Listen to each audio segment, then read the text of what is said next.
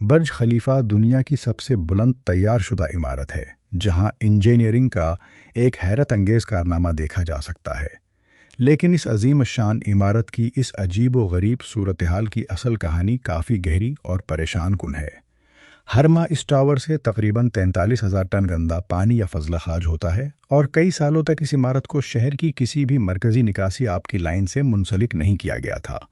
اس عمارت میں استعمال ہونے والا پانی جس طرح اندر آتا تھا، تقریباً اسی طرح ٹینکروں کے ذریعے باہر نکالا جاتا تھا۔ دنیا کی سب سے بلند عمارت 828 میٹر بلند شیشے اور فولاد کا ایک شاندار شاہکار اور انسانی تاریخ کے سب سے نمایاں شہری منصوبوں میں سے ایک، لیکن اس کے نیچے ایسی رسد اور نکاسی کا نظام چل رہا تھا جو کسی تعمیراتی مقام سے مشابہ تھا، نہ کہ 21ویں صدی کی سب سے زیادہ تصویریں بنوائی جانے والی عمارت سے۔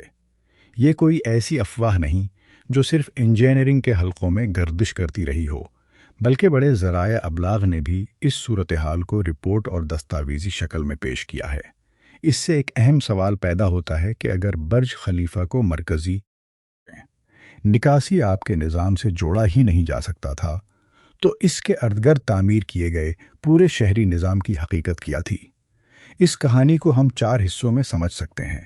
سب سے پہلے وہ ظاہری عجیب صورتحال جو ہر کسی کو نظر آتی ہے، پھر بنیادی ڈھانچے کا خلا، اس کے بعد وہ نظامی فیصلے جنہوں نے اس خلا کو ناگزیر بنایا، اور آخر میں وہ راستے جن کی طرف یہ فیصلے مستقبل کے لیے اشارہ کرتے ہیں۔ برج خلیفہ کا باقاعدہ افتتاح جنوری 2010 میں ہوا۔ یہ انجینئرنگ کا ایسا شاہکار تھا جس نے پوری دنیا کو حیران کر دیا۔ اس عمارت میں 163 منزلیں ہیں، 900 سے زیادہ رہائشی اپارٹمنٹس، ایک مشہور ہوٹل، کاروباری دفاتر، مشاہداتی مقامات اور ریستوران موجود ہیں۔ اس کے دامن میں دبئی کا مشہور آبشار نما فوارہ قائم ہے، جو دنیا کے سب سے بڑے ہم آہنگ فوارہ نظاموں میں شمار ہوتا ہے۔ اس کے پانی کے فوارے تقریباً 150 میٹر تک بلند ہوتے ہیں اور ایک مصنوعی جھیل کے اوپر پانی کی شاندار نمائش پیش کرتے ہیں۔ یہ سب کچھ ایک ایسے منصوبے کا حصہ ہے جس کا مقصد فراوانی، دولت اور ترقی کا پیغام دینا تھا، لیکن زمین کے سینکڑوں میٹر نیچے حقیقت کچھ مختلف تھی۔ دبئی کا نکاسی آب کا بنیادی ڈھانچہ اس رفتار کے ساتھ ترقی نہیں کر سکا جس رفتار سے شہر نے عمودی ترقی کی۔ شہر اپنی پائپ لائنوں سے کہیں زیادہ تیزی سے پھیلتا گیا۔ جب برج خلیفہ مکمل ہوا تو شہر کے مرکزی علاقے میں ایسی عمارت کے لیے مناسب نکاسی آب کا رابطہ موجود نہیں تھا۔ چنانچہ تعمیر کرنے والوں نے وہ راستہ اختیار کیا جو اس وقت ممکن تھا۔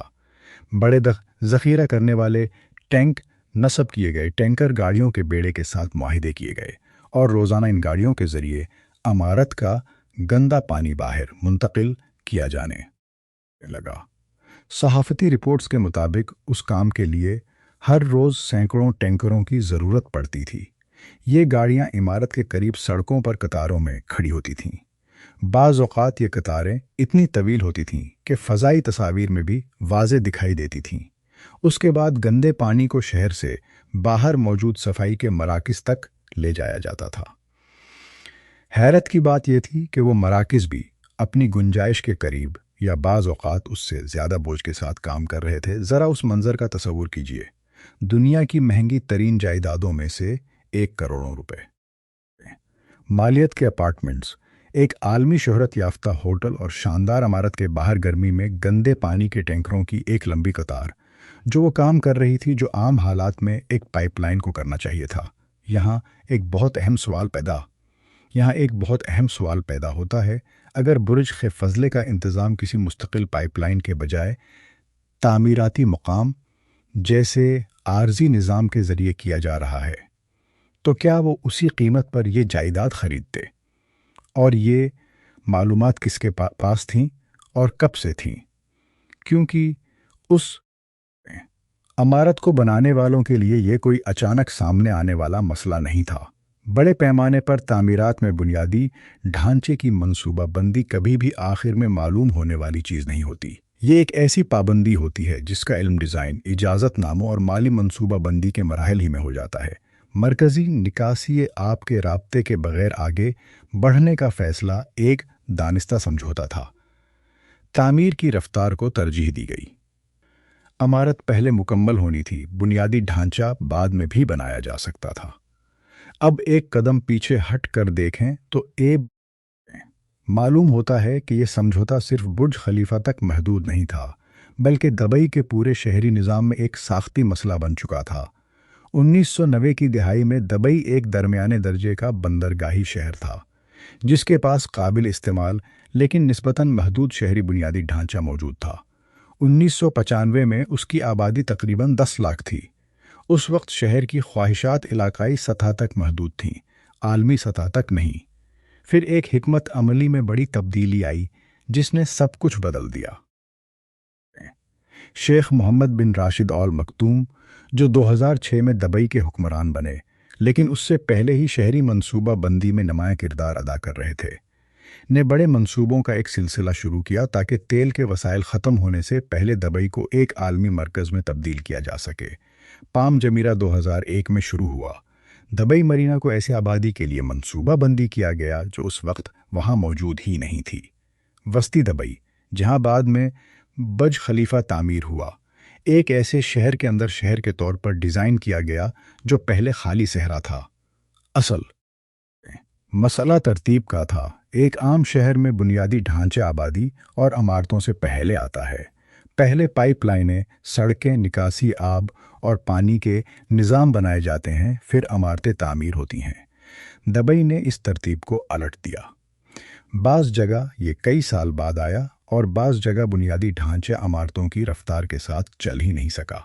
دبئی کی آبادی 2000 میں تقریباً لاکھ سے 10 لاکھ سے بڑھ کر 2020 تک تقریباً 30 لاکھ کے قریب پہنچ گئی۔ اس 3 گنا اضافے نے ایک ایسا بنیادی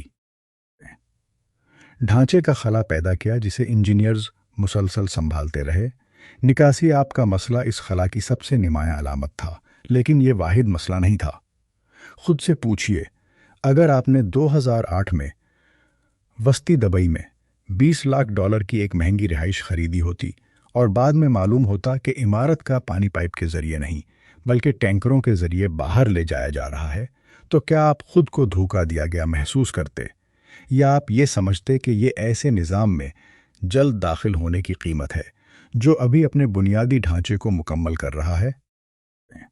یہ سوال اس لیے اہم ہے کیونکہ اس کا جواب دبئی کی پوری معاشی کشش کو سمجھنے میں مدد دیتا ہے۔ دبئی اکثر مکمل بنیادی ڈھانچے کے بننے سے پہلے ہی مکمل شہر کی تصویر پیش کرتا ہے۔ خریدار تاک میل کی ایسی شکل قبول کرتا ہے جو عملی اعتبار سے ابھی بھی ترقی کے درمیان، یہ فرق محض ایک غلطی نہیں بلکہ پورے بنیادی ڈھانچے کے درمیان یہ پورے شہری ماڈل کا حصہ بن گیا۔ برج خلیفہ کے نیچے موجود پانی کا مسئلہ دراصل پانی صاف کرنے کے مسئلے سے بھی جڑا ہوا ہے، اور یہاں صورتحال مزید پیچیدہ ہو جاتی ہے۔ دبئی کے پاس قدرتی میٹھے پانی کے بڑے ذخائر موجود نہیں ہیں۔ یہاں سالانہ بارش تقریباً 75 ملی میٹر ہوتی ہے، جبکہ لندن میں یہ مقدار تقریباً 600 ملی میٹر اور میامی میں 1000 ملی میٹر سے بھی زیادہ ہے۔ شہر کی بڑی مقدار میں پانی سمندر کے پانی کو صاف کرنے والے کارخانوں پر منحصر ہے۔ ان میں جبل علی کا مرکز دنیا کے بڑے سمندری پانی صاف کرنے والے مراکز میں شمار ہوتا ہے۔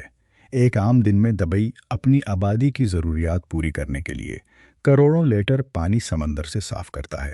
اتنے بڑے پیمانے پر سمندری پانی کو میٹھا کرنا بہت زیادہ توانائی استعمال کرتا ہے۔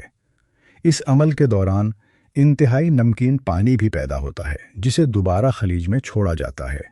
جیسے جیسے خلیج کے پانی کا درجہ حرارت بڑھتا ہے، سمندری پانی صاف کرنے کا عمل زیادہ مشکل اور مہنگا ہو سکتا ہے۔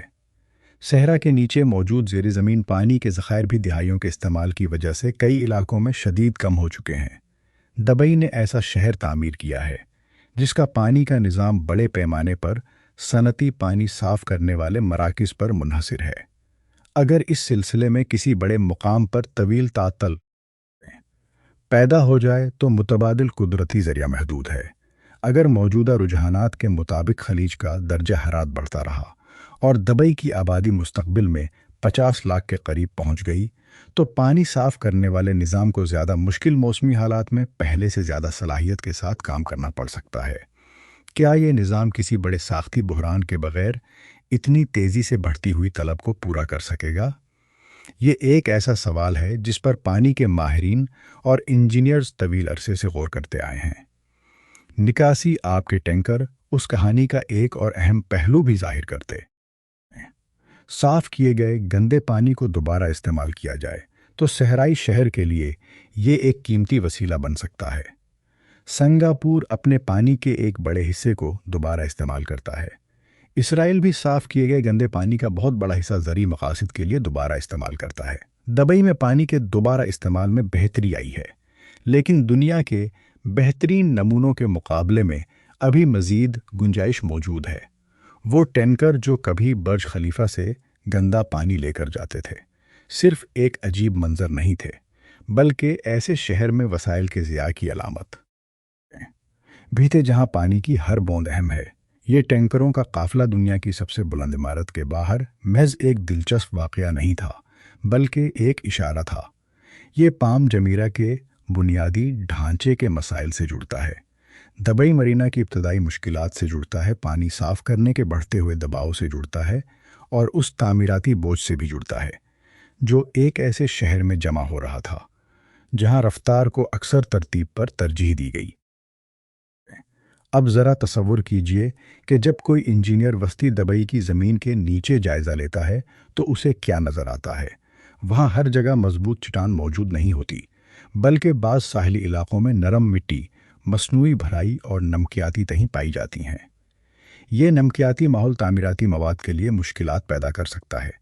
نمی کی تبدیلی سے مٹی پھیل سکتی ہے یا سکڑ سکتی ہے، جس کے باعث بنیادوں کی مسلسل نگرانی اور مخصوص حفاظتی اقدامات ضروری ہو جاتے ہیں۔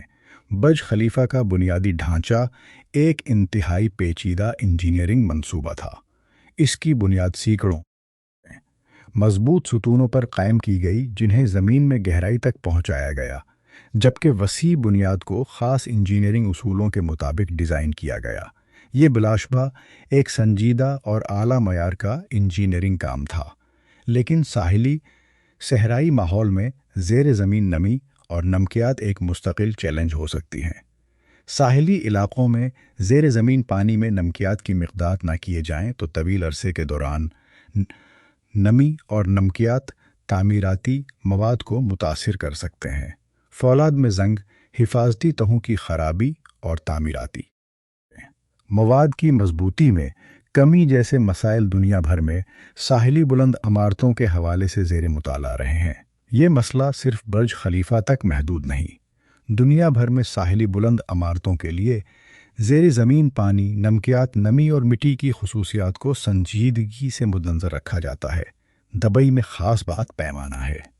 سینکڑوں بلند عمارتیں ایک ہی دور میں ایک جیسے موسمی حالات اور بعض جگہوں پر ملتی جلتی زیر زمین خصوصیات کے ساتھ تعمیر کی گئیں۔ اگر ان عمارتوں کی بنیادیں اعلیٰ ترین معیار کے مطابق تعمیر کی گئی ہوں تو طویل مدتی خطرات کو قابو میں رکھا جا سکتا ہے، لیکن اگر 2000 کی دہائی کے وسط میں تعمیراتی تیزی کے دوران کہیں معیار پر سمجھوتا ہوا ہو، افرادی قوت پر دباؤ رہا ہو، مواد کے معیار میں فرق آیا ہو، یا منصوبوں کی مدت انجینئرنگ کی ضروریات کے بجائے تجارتی مقاصد سے طے ہوئی ہو، تو زیر زمین جمع ہونے والا دیکھ بھال کا بوجھ کئی سال تک نظر نہ بھی آئے تو موجود رہ سکتا ہے۔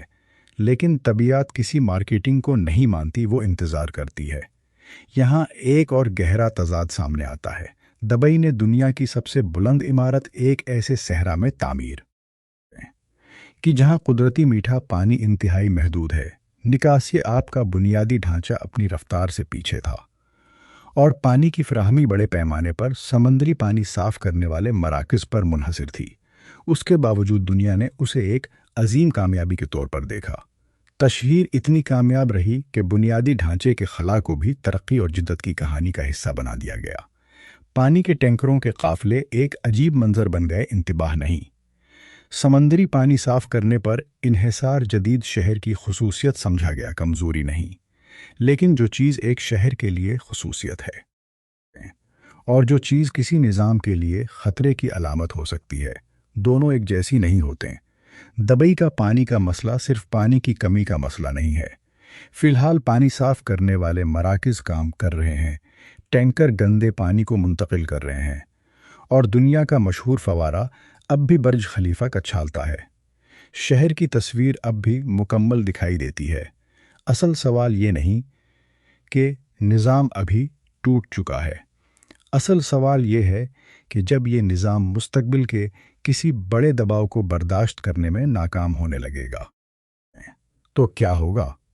اگر کوئی بڑا پانی صاف کرنے والا مرکز طویل دیکھ بھال کے لیے بند ہو جائے، اگر آبادی میں اضافہ دوبارہ نکاسی آب کی توسیع سے تیز ہو جائے، یا اگر کسی عمارت کی بنیاد میں طویل عرصے کے دوران کوئی سنگین مسئلہ پیدا ہو جائے، تو ایسے واقعات ایک ایسے شہر میں بہت مختلف انداز سے نظر آئیں گے جس نے اپنی ساکھ اس تصور پر قائم کی ہے کہ یہاں ہر چیز کام کرتی ہے، سب کچھ مکمل ہے اور مستقبل پہلے ہی یہاں موجود ہے۔ تصویری پوسٹ کارڈ پر کبھی گندے پانی کے ٹینکر نظر نہیں آتے۔ دبئی نے جو کچھ تعمیر کیا ہے وہ بنیادی ڈھانچے کی مکمل منصوبہ بندی سے پہلے تصویر، رفتار اور شان و شوکت کو ترجیح دینے کا نتیجہ بھی ہے۔ جب شہر کی ظاہری شکل بنانے میں اتنی جلدی کی جائے کہ زمینی حقائق پیچھے رہ جائیں، تو عمارتوں کے نیچے موجود خلا وقت کے ساتھ زیادہ پیچیدہ مسائل میں تبدیل ہو سکتے ہیں۔ دبئی کی اصل کمزوری اس کی چمکتی ہوئی عمارتیں نہیں، بلکہ وہ بنیادی ڈھانچہ ہے جو ان عمارتوں کو سہارا دیتا ہے۔ اگر یہ بنیادی ڈھانچہ غائب ہو، اپنی حدوں پر کام کر رہا ہو، یا اس کی عمر اور دیکھ بھال کی ضرورت کا درست اندازہ نہ لگایا گیا ہو، تو مسئلہ عمارت کے اوپر نہیں بلکہ زمین کے نیچے پیدا ہوتا ہے۔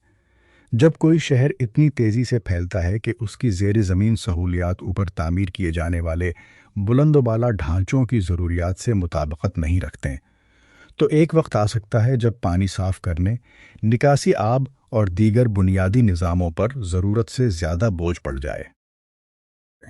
دبئی کو اپنی ظاہری تصویر اور بنیادی ڈھانچے کے درمیان موجود خلا کو ختم کرنا ہوگا، ورنہ مستقبل میں جب آبادی مزید بڑھے گی اور موسمی حالات زیادہ سخت ہوں گے، تو پانی کی بڑھتی ہوئی طلب، نکاسی آب کے مسائل اور نظامی مسائل پیدا کر سکتے ہیں۔ اصل انجینئرنگ صرف یہ نہیں کہ کوئی عمارت آسمان کو چھو لے۔ اصل انجینئرنگ یہ ہے کہ اس عمارت کی بنیاد مضبوط رہے، اس کے نیچے موجود نظام پائیدار ہو، اور آنے والی نسلوں کے لیے ایسا شہری ڈھانچہ چھوڑا جائے جو عارضی انتظامات کے بجائے مستقل اور پائیدار زندگی کی ضمانت دے۔ دبئی کی کہانی دنیا کے دوسرے شہروں کے لیے ایک سبق ہے۔ صرف تصویر اور بلندی سے ایک عظیم شہر نہیں بنتا۔ ایک شہر کی اصل کامیابی اس وقت ثابت ہوتی ہے جب اس کی چمکدار عمارتوں کے نیچے موجود بنیادی ڈھانچہ بھی اتنا ہی مضبوط، قابل اعتماد اور پائیدار ہو۔